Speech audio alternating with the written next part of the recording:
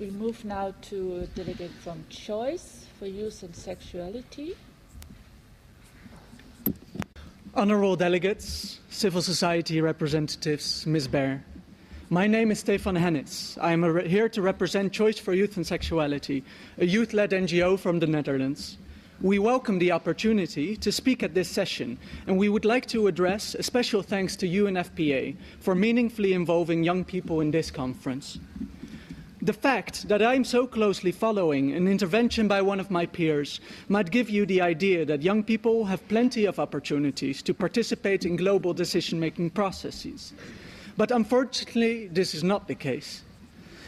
As the UNECE Regional Report shows, youth groups are rarely included in partnerships with governments and therefore lack the chance to influence those decisions that affect them most in life. This has many consequences for the implementation of youth-oriented programs, as these programs often fail to meet the real needs of adolescents and young people. We therefore urge governments, in collaboration with civil society, to form partnerships with existing youth-led organizations, to remove legal and regulatory barriers that hinder the meaningful participation and empowerment of adolescents and young people, and to develop programs and mechanisms to support the formation and further development of youth-led organizations. Sexual and reproductive health and rights is a very important theme for young people because it is highly interlinked with other themes that are crucial to us, like education and employment and freedom from violence and discrimination. Universal access to sexual and reproductive, youth-friendly health services, including access to modern contraceptives, legal and safe abortion, and comprehensive sexuality education, is key if we want our generation and future generations to be resilient and productive. Since the adoption of the ICPD Programme of Action, much progress has been made towards achieving universal access to SRH services, especially in this region. Yet the UNECE report also shows that more attention is needed to achieve access for persons with disabilities, from poor backgrounds, migrants, young people living with HIV and other marginalized groups. Many adolescents and young people fall under these categories and face obstacles that prevent them from accessing SRH services. Some of us are discriminated against based on our age, sex, sexual orientation and gender identity, or legal status. In some countries, young people still require parental or spousal consent to access SRH services. All legal, financial and social barriers that hinder us from accessing the care and information we need to live a healthy and happy life also prevent us from becoming active citizens and contributing to economy and society.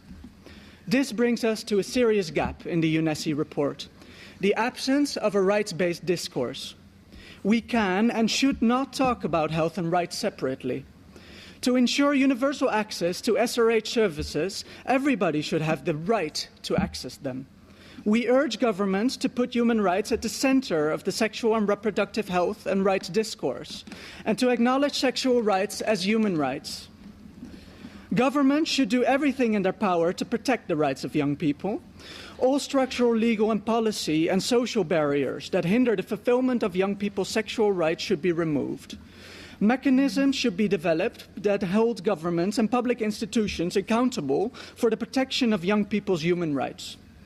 And governments and civil society should allocate adequate resources to create enabling environments for young people in which we are empowered to ensure our rights.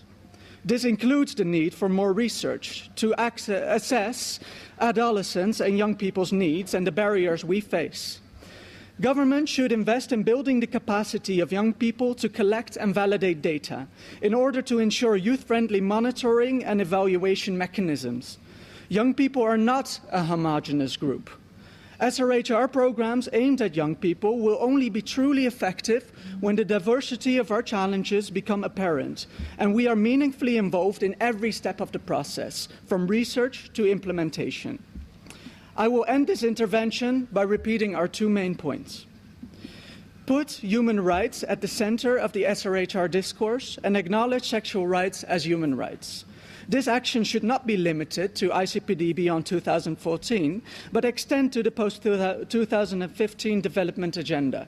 Only when human rights are at the forefront of discussion can we guarantee universal access to SRH services. And 2, form equal partnerships with adolescents and young people and youth-led organizations. This action should not be limited to ICPD beyond...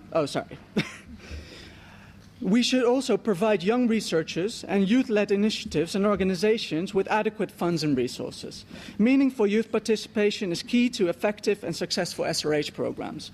I want to wish everyone a pleasant remainder of the conference and to express the hope that soon more of my peers will be standing where I stand, or will be working with you side by side to ensure access to SRH services for all adolescents and young people. Thank you.